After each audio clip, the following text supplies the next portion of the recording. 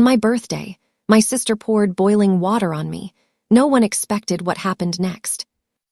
I never imagined my 26th birthday would end with my skin blistered, my family silent, and my sister in handcuffs. But I also never imagined I'd finally be free. Part 1. The Golden Child and the Spare. In my family, there were 2 daughters. There was Emily, my older sister.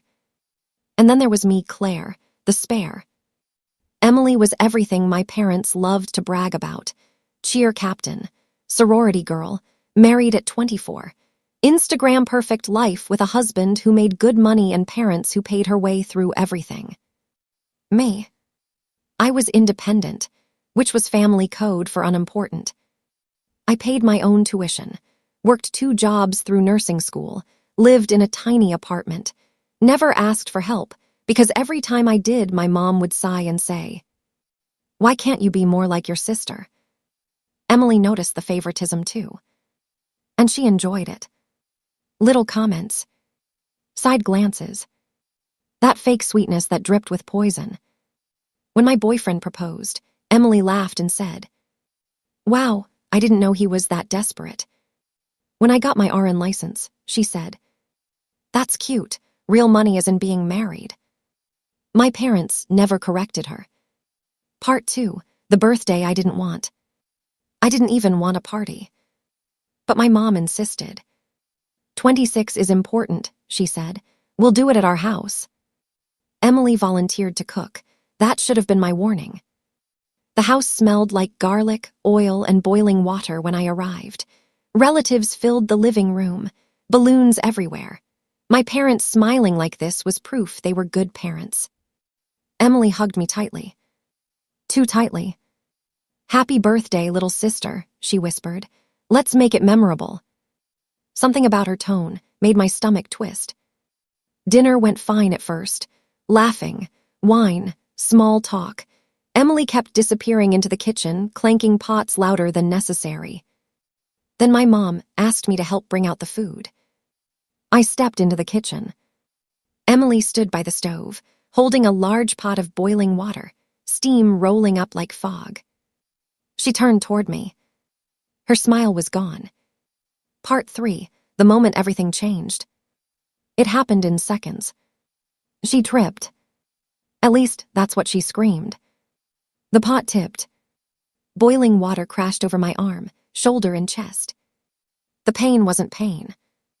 It was fire. I screamed so loud the room went silent. My skin felt like it was melting. I fell to the floor, clutching myself, sobbing, gasping for air. Emily dropped the pot and started crying. "Oh my God, I'm so sorry. It was an accident." My mother rushed to her. "Emily, are you okay?" My father stood frozen. No one touched me. My boyfriend, now fiancé, ran in and wrapped me in a towel, yelling for someone to call 911. Emily kept crying. Not because she hurt me, because everyone was watching. Part 4. The hospital and the lie. 2nd-degree burns. Weeks of treatment. Skin graft discussions. Permanent scarring. Emily visited once. She brought flowers and tears. "I feel horrible," she whispered. "You know I'd never hurt you." I wanted to believe her. But then the nurse pulled me aside. "Your sister asked if you'd be pressing charges."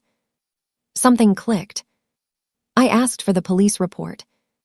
Turns out, my cousin had recorded part of the party on her phone. The video didn't show an accident. It showed Emily turning, looking at me and pouring. Slowly. Deliberately. My hands shook as I watched it. Part 5. The family turns on me. When I told my parents I was considering pressing charges, my mom exploded. "Are you insane? She's your sister." My dad said nothing. Emily called me crying. "If you do this, you'll destroy my life." I answered calmly. "You tried to destroy my body." She hung up. My parents stopped calling. My mom posted vague Facebook posts about forgiveness and family betrayal. Emily told everyone I was exaggerating, that I wanted attention, that the burns weren't that bad. Then my lawyer called. We can pursue criminal charges and a civil lawsuit. I said yes. All the way yes. Part 6, Courtroom Truth. Emily pleaded not guilty. She sat across the courtroom from me, dressed in white, hair perfect, crying on cue. Her lawyer painted her as emotional, overwhelmed, jealous, but harmless. Then my lawyer played the video. The courtroom went silent. The judge leaned forward. Emily's face went pale. The prosecutor asked one question. Ms. Emily, why did you pause before pouring the water? She had no answer. The jury didn't need one. Part 7, the verdict. Emily was convicted of assault with a deadly weapon. Boiling water counts. She avoided prison due to a plea deal, but got probation, mandatory anger management, and a criminal record. The civil case. I won. Medical bills, pain and suffering, emotional damages. Enough money, too. Pay off my student loans. Move into a better place. Take time off to heal. My parents didn't attend the verdict, but my mom called afterward, crying. I hope you're happy. I was. Part 8, the aftermath. Emily's husband left her. Turns out, violence isn't cute. My parents tried to reconnect. I said no. I went low contact. Therapy helped. So did scars. Because every time I look at them, I remember. I survived. I spoke up. I chose myself. Final part, the birthday wish that came true. This year, I celebrated my birthday quietly. Just me, my fiancé, and people who love me without conditions. No boiling pots. No fake smiles. And for the first time, I made a wish out loud. May I never accept abuse disguised as family again. And I didn't. After the burns started healing, the betrayal began. I thought the pain would be the hardest part. I was wrong. The real pain came when my family chose her again. My mother stopped answering my calls.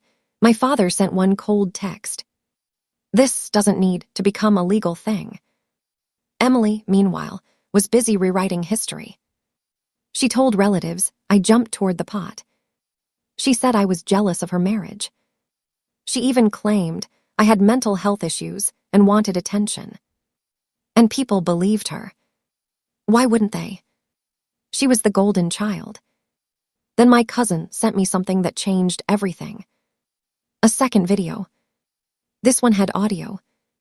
You could hear Emily say, clear as day, "You think you deserve everything." Then the sound of boiling water pouring. My hands shook as I listened. I realized something in that moment. This wasn't an accident.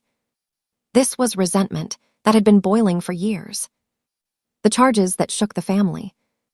When the police officially charged Emily with aggravated assault, my parents showed up at my apartment for the first time since the incident.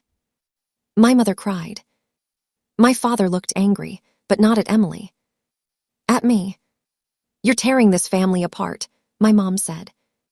I looked at my scarred arm and replied quietly. No, she did. That was the last real conversation we ever had. The courtroom betrayal. The trial was brutal. Emily cried on the stand, saying she loved me. Her lawyer suggested I provoked her. That maybe I moved too fast. That maybe it was mutual chaos. Then the judge asked for the video evidence. When it played, you could hear gasps in the courtroom. Emily didn't look at me. She stared straight ahead, lips trembling. The judge paused the video and asked her one question. "Why didn't you let go of the pot?" She whispered, "I don't know." But I did. The verdict. Emily was found guilty. She avoided prison, but her life still collapsed. Criminal record. Mandatory counseling. Community service. Loss of her job. The civil lawsuit hit harder. She had to sell her car. Her savings vanished. Her marriage didn't survive the headlines. And me. I won enough to finally breathe. And what they never expected. Here's the part no one expected. I didn't feel joy. I felt peace. I cut contact with my parents. I stopped explaining myself. I stopped begging to be believed. I chose people who didn't make me prove my pain. On my next birthday, I stood in front of the mirror, scars visible, smiling. Because the girl who got burned at 26, she finally stood up. And the sister who thought she could destroy me, she learned something too late. Fire doesn't always win. Sometimes it forges something unbreakable.